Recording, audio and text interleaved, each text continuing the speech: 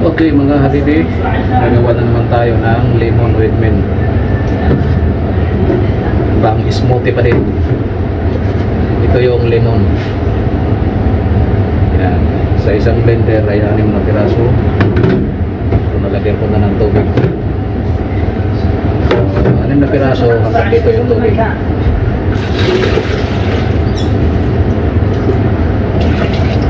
Bang smoothie.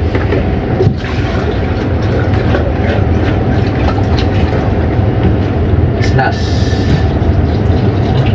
Huwag muna natin lagyan ng asukal kasi blender pa man natin. Kukunin lang natin yung katas. Blender natin siya ng bahagya. Saglit.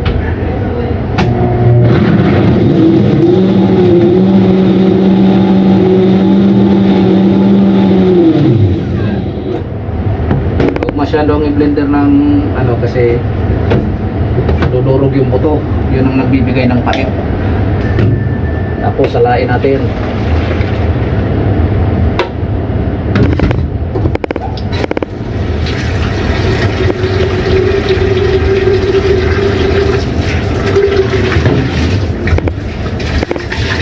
Tapos ibalik natin sa blender kasi nasala na ito. Ito na yung juice niya.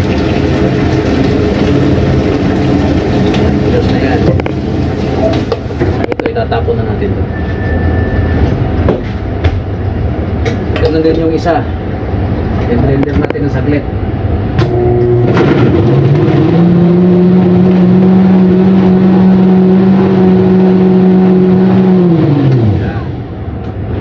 Sa ganito karaming tubig, ganito kalaking blender, 6 na pirasong lemon. Nang katamtaman lang ang laki. At sa pag-blender, huwag masyadong i-blender ng ano kasi natutulog yung buto.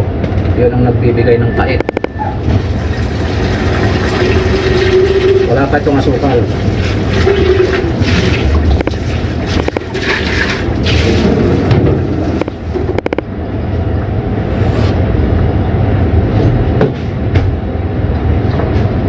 Ngayon, pagdating naman dito sa asukal, ito lagyan natin ng konti dito. Sa bawat blender ay 2 takal at kalahati. Ito yung mint natin. Kung tawagin sa Pinas ay herba buena.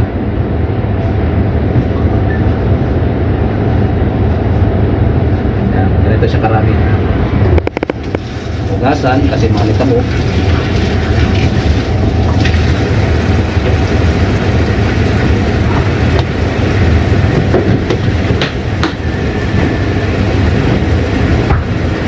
Tapos yung asukal nilalagay natin ay 5 at may konting sobra. 1, 2, 3, 4,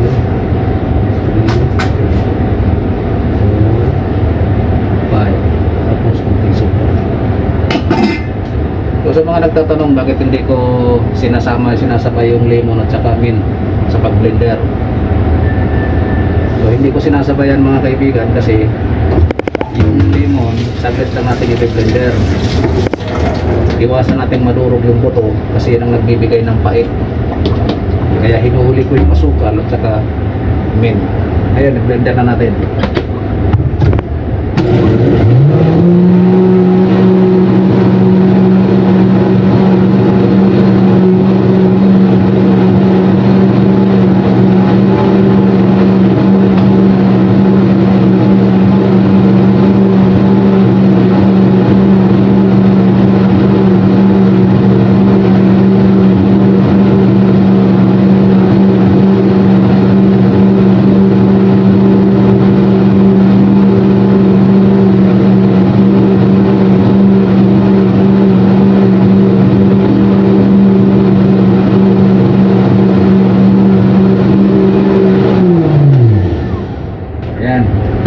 Ngayon, salain naman natin siya ng kaunti kasi mayroong mga tangkay ng mint na hindi nadudurog para hindi masama sa juice natin.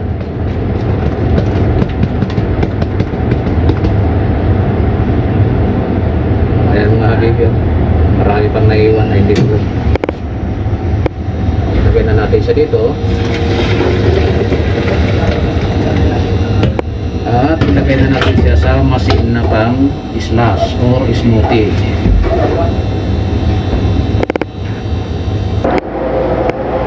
Ito ngayon mga habibi, lemon with mint.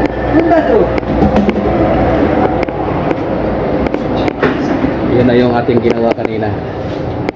Okay mga habibi, sana patuloy lang sa panunood sa ating video at marami kayong matutunan dito sa aking channel, Murias Mix Vlog Juice Tutorial.